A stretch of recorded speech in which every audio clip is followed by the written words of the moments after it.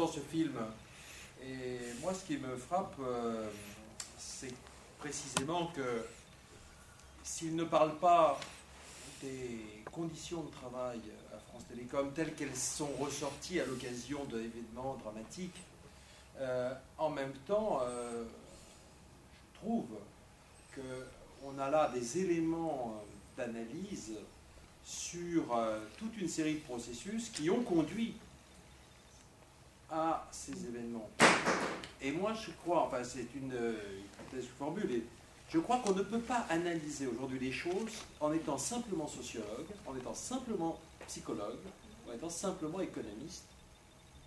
Je crois qu'une des difficultés que nous avons pour bien comprendre la situation dans laquelle nous sommes, et bien comprendre la société dans laquelle nous sommes, c'est d'être à la fois historien, philosophe, psychologue, sociologue, économiste, et essayer de rassembler les savoirs épars pour essayer de comprendre comment l'histoire s'est faite depuis un certain nombre de, je dirais plus que d'années, de décennies, voire de siècles, comment l'histoire a amené à un certain type de société et à être également sensible à l'aspect de système.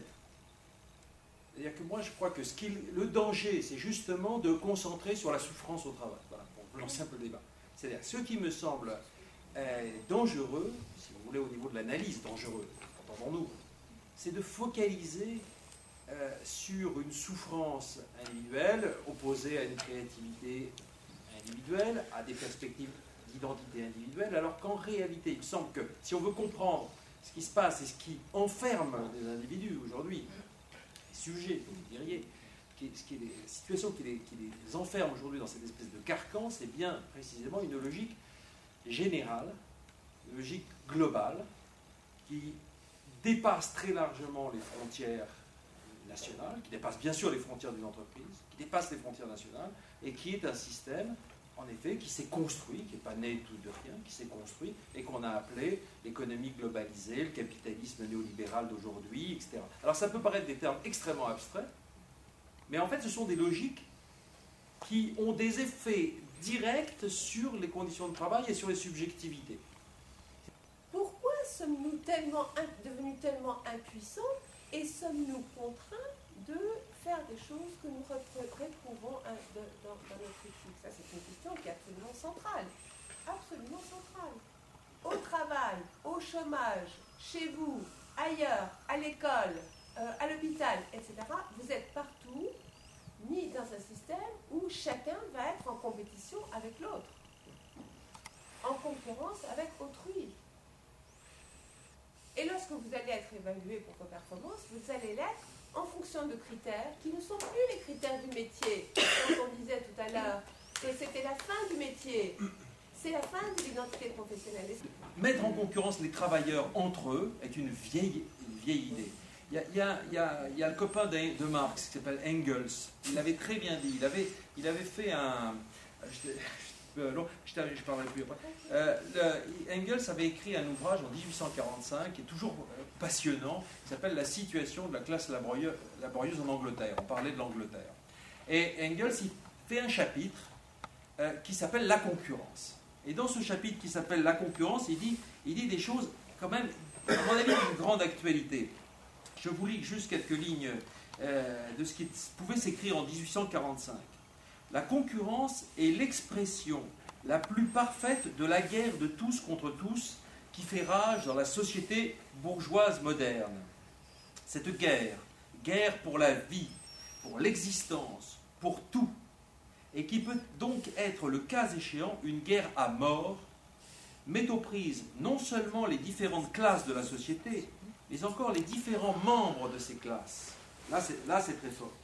Chacun barre la route à autrui. Et c'est pourquoi chacun cherche à évincer tous ceux qui se dressent sur son chemin et à prendre leur place. Les travailleurs se font concurrence, tout comme les bourgeois se font concurrence. Or, cette concurrence des travailleurs entre eux est ce que les conditions de vie actuelles ont de pire pour le travailleur. L'arme la plus acérée de la bourgeoisie dans sa lutte contre le prolétariat.